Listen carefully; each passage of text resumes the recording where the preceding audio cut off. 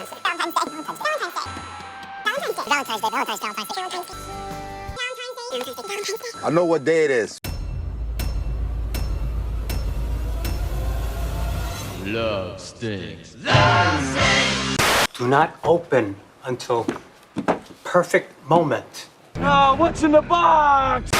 I need your first ticket out of Terminal G. What are you, the boyfriend? Here for a quickie?